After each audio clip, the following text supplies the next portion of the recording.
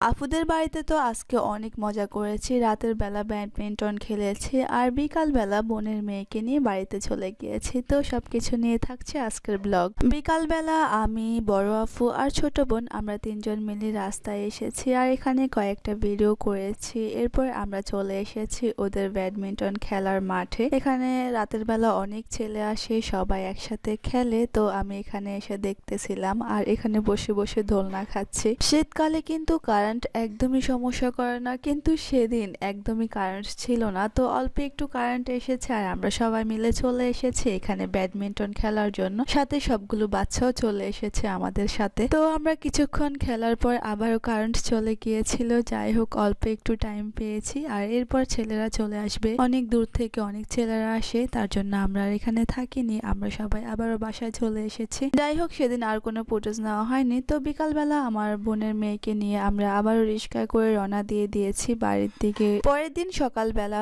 আমি, বোনের মেয়ে, আব্বুর সাথে চলে এসেছি এখানে গরুর থেকে দুধ নেওয়ার জন্য। তো দুধ নেওয়া শেষ করে আবারও বাসায় চলে গিয়েছি। এখানে আব্বু নতুন একটা ক্যাবিনেট বেসিং এনেছিল, তো এটা সেট করে দেখতেছিলাম কোন জায়গায় রাখলে সবচেয়ে বেশি ভালো হয়। তো আমরা সবাই মিলে দেখতেছিলাম আর এটাকে ভালো করে সেট করতেছিলাম। সেদিন ছোট বোনের বার্থডে সেলিব্রেট করব আমরা। আর এইদিকে আম্মুর আঙ্কেল মারা গিয়েছিল, তো আব্বু আর আম্মু চলে যাচ্ছে সেখানে। আম্মুকে সুন্দর করে রেডি করে দিয়েছি। আম্মুরা চলে যাওয়ার পর তো বোনের মেয়ে কান্নাকাটি শুরু করে দিয়েছি। তারপর ওকে নিয়ে আমরা ছাদে চলে আসি আর এখানে ওকে কান্না থামানোর জন্য অনেক কিছু করতেছি আমি আর ছোট বোন। তো মোটামুটি ওর কান্না থেমেছে আর আব্বুরাও চলে এসেছে। এরপর আমরা সবাই মিলে নেমে যাচ্ছি আর ছোট বোনেও বাজারে যাবে আব্বুর সাথে, তার জন্য আরো একটু তাড়াহুড়ো করতেছিলাম। তো ছোট বোন আগে চলে গিয়েছে আর আমি আর আমার বোনের মেয়ে আমরা একসাথে নামতেছি। ও তো আস্তে আস্তে নামতেছিল। আসমাকে নিয়ে আব্বু বাজারে চলে গিয়েছে, যেহেতু বার্থডে সেলিব্রেট করব তার জন্য কিছু কেনাকাটা লাগবে। আর আমি আর বোনের মেয়ে চলে এসেছি রাস্তায়।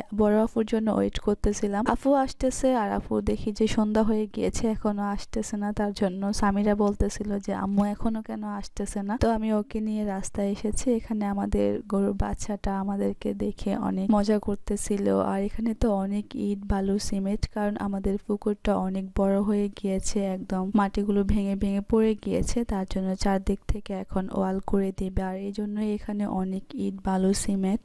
যাই হোক, অনেক কিছু শেয়ার করে ফেলেছি আপনাদের সাথে। তো আজকে এই পর্যন্ত। সবাই ভালো থাকবেন, নিজের খেয়াল রাখবেন, আমার পেজটা অবশ্যই ফলো করবেন। আল্লাহ হাফেজ, আসসালামু আলাইকুম।